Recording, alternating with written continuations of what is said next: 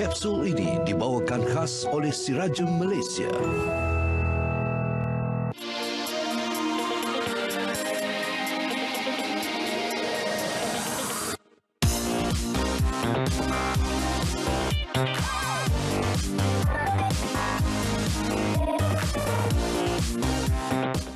Intermittent fasting adalah sejenis puasa berkala dengan pengurangan dan pembatasan makanan.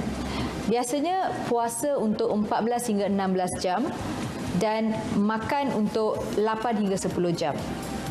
Puasa sebenarnya memiliki peranan yang bagus untuk badan kita, di mana ia menstabilkan ataupun mengurangkan tekanan darah, mengurangkan kolesterol dan paras gula dalam badan. Ketika kita puasa, pembakaran lemak juga berlaku dalam badan kita secara lebih efektif dan hormon insulin akan lebih sensitif terhadap makanan. Intermittent fasting ini sebenarnya diambil daripada Lean Gain Protocol yang dipopularkan oleh seorang pakar fitness iaitu Martin Berkhan. Terdapat pelbagai cara untuk menurunkan berat badan. Beberapa studi ataupun kajian menunjukkan bahawa intermittent fasting ini sebenarnya dapat membantu dalam menurunkan berat badan. Ketika kita berpuasa dalam intermittent fasting, kita digalakkan untuk minum minuman tanpa kalori seperti air putih, limau, teh ataupun kopi tanpa gula, tanpa susu, supaya kita dapat menghidrasikan badan kita. Intermittent fasting ini boleh dilakukan setiap hari, seminggu sekali ataupun selang satu hari, tergantung kepada individu. Terdapat banyak kebaikan intermittent fasting. Yang pertama, ia dapat menurunkan tahap insulin dalam darah. Ketika kita berpuasa, sebab tidak ada makanan dalam badan kita, tahap insulin dalam darah akan turun. Tahap insulin yang tinggi dalam badan boleh menyebabkan beberapa penyakit seperti penyakit kencing manis, radang, boleh sehingga menyebabkan kerosakan mata dan sebagainya. Intermittent fasting ini juga menyebabkan penghasilan sejenis hormon yang dipanggil sebagai human growth factor, di mana human growth factor ini sangat diperlukan untuk meningkatkan tahap metabolik badan kita.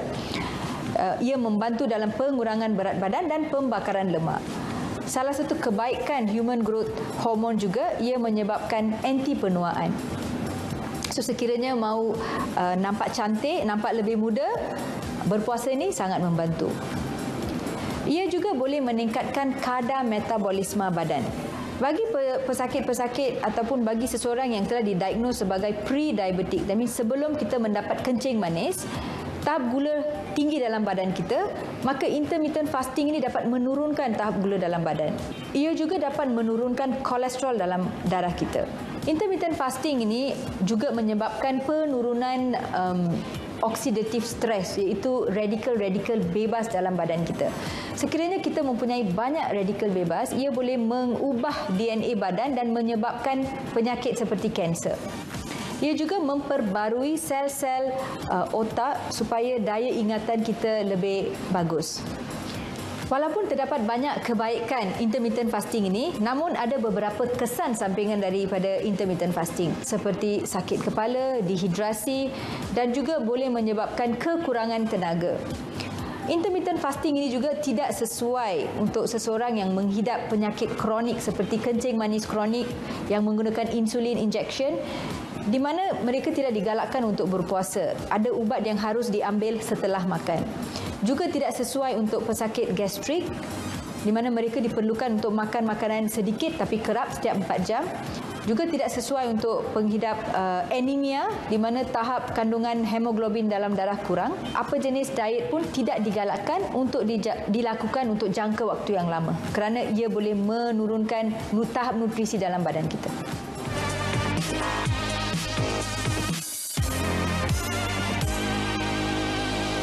Kapsul kali dibawakan khas oleh Sirajem Malaysia.